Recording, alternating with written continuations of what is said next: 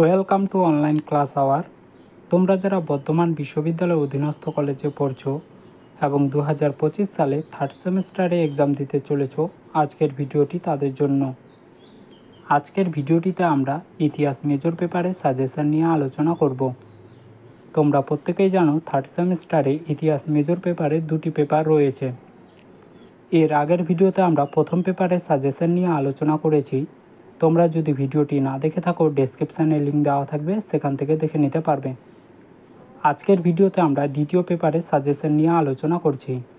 বেশি কথা না বলে চলে যাচ্ছি মূল আলোচনায়। তোমরা প্রথম অধ্যায় থেকে 10 মার্কের যে সমস্ত প্রশ্নগুলি খুব ভালো করে পড়বে।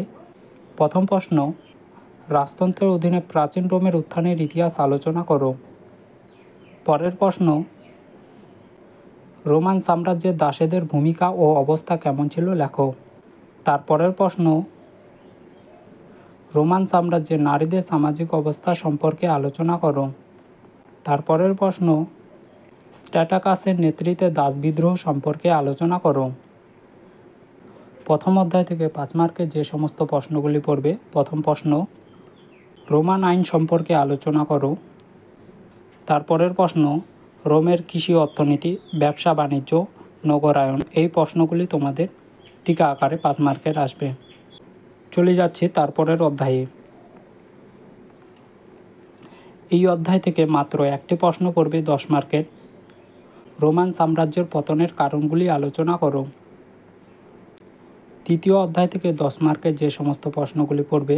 প্রথম প্রশ্ন, ইউরোপের সামন্ততন্ত্রের উদ্ভব ও পতনের কারণ আলোচনা করো।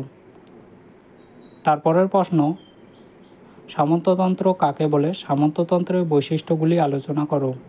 10 মার্কের জন্য এই দুটি প্রশ্নের উত্তর পড়বে তৃতীয় অধ্যায় থেকে। 5 মার্কের যে প্রশ্ন দুটি পড়বে। প্রথম প্রশ্ন, ম্যানর ব্যবস্থা সম্পর্কে টিকা লেখো।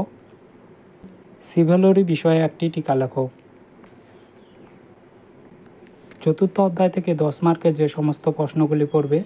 প্রথম প্রশ্ন, ইনভেস্টিচার সংগ্রাম সম্পর্কে লেখো। তারপরের প্রশ্ন, মধ্যযুগের বিশ্ববিদ্যালয়গুলির উৎপত্তি ও বিকাশ কিভাবে ঘটেছিল সে সম্পর্কে আলোচনা করো। তারপরের প্রশ্ন, ক্রুসেড কী ছিল এবং ধর্মীয় ও রাজনৈতিক দৃষ্টিকোণ থেকে এর তাৎপর্য কী লেখো।